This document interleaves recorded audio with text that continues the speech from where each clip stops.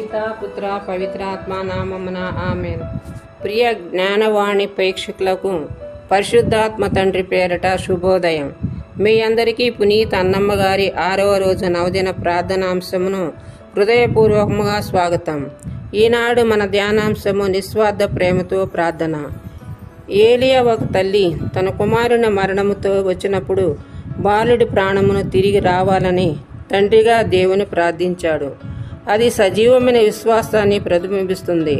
అలాగే పునీత అన్నమ్మ గారు కూడా తల్లి కావాలనే ఆశతో ఎంతగానో నమ్మకముతో ప్రార్థించింది.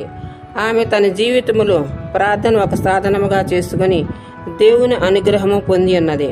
అంతేగాక తన జీవితములో విశ్వాసము, ప్రార్థన, సేవ ద్వారా దేవునితో సంబంధమును బలోపేతముగా చేసుకున్నది.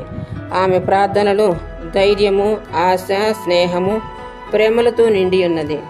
ఎన్నో దేవుని ఆశీస్సులు పొంది ఉన్నారు. పునీత అన్నమ్మ గారి ప్రార్థన మనకు ఆధ్యాత్మిక శక్తిని అందిస్తున్నది. వారి ప్రార్థన నిస్వార్థ ప్రేమతో కూడిన ఒక గొప్ప ప్రార్థన.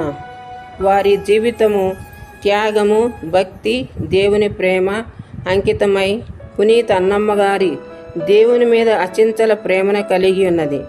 ఏలియా ప్రవక్త వలె మరియు పునీత అన్నమ్మ గారి వలె మన జీవితము ద్వారా ఇతరులకు మార్గచూపురిగా నిలవాలని ప్రార్థిస్తున్నాము. ఆమెన్.